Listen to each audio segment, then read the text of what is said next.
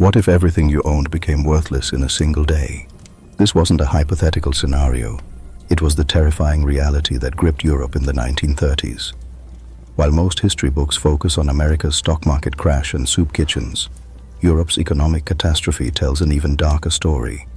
A story of collapsed empires, starving populations, and the rise of dictators who promised salvation but delivered devastation.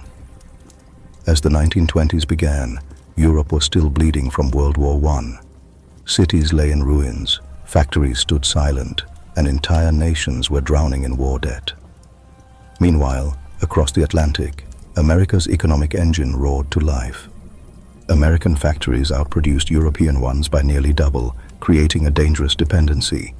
Europe needed American money to survive. Between 1924 and 1930, billions of dollars flowed from Wall Street into European banks and governments.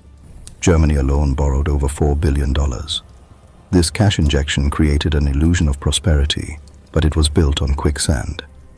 European leaders became obsessed with one thing: preventing another round of the hyperinflation that had destroyed the German mark in the early 1920s. Their solution? Return to the gold standard, tying currency value to physical gold reserves. It seemed like financial wisdom. In reality, it was an economic straitjacket. The dominoes begin to fall. Then came October 1929. Wall Street imploded, and panicked American banks did what any terrified lender does. They demanded their money back, immediately. Europe's financial lifeline was cut. What happened next was economic warfare. America raised massive tariffs on foreign goods through the Smoot-Hawley Act. Europe retaliated. France blocked thousands of products. Germany doubled import taxes. Britain abandoned decades of free trade policy. Global commerce didn't just slow down, it collapsed by 2/3. In May 1931, Austria's Creditanstalt, one of Europe's largest banks, declared bankruptcy.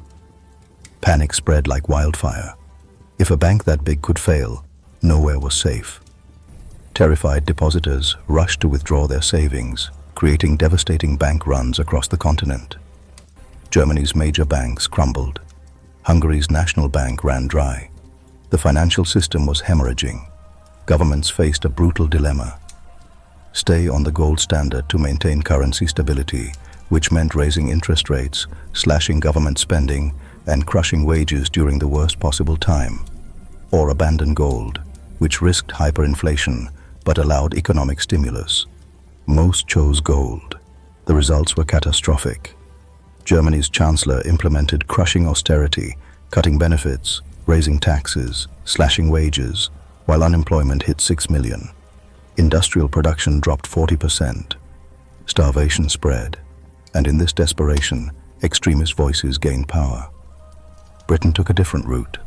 In September 1931, it abandoned gold.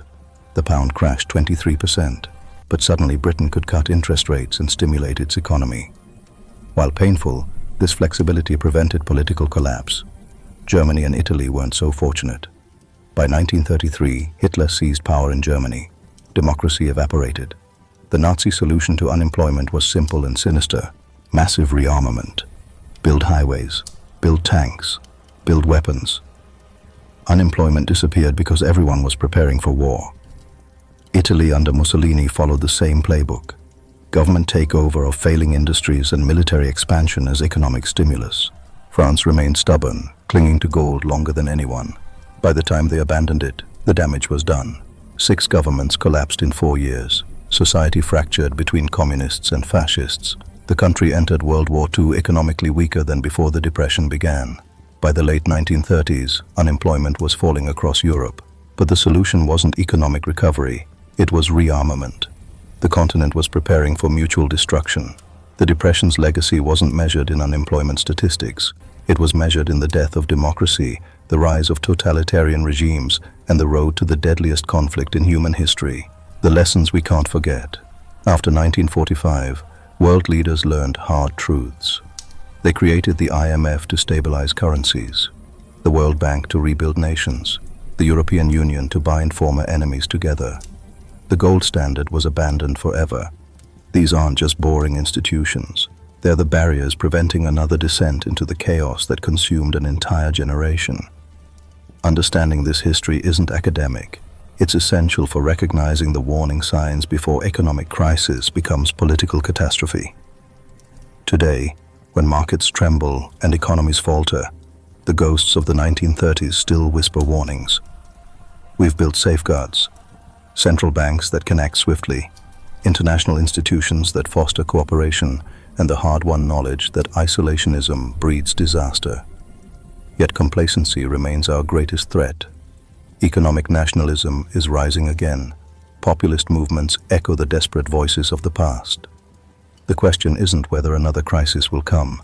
It's whether we'll remember the lessons bought with millions of lives. History doesn't repeat, but it rhymes. And right now, the rhyme scheme is getting uncomfortably familiar. Will we listen?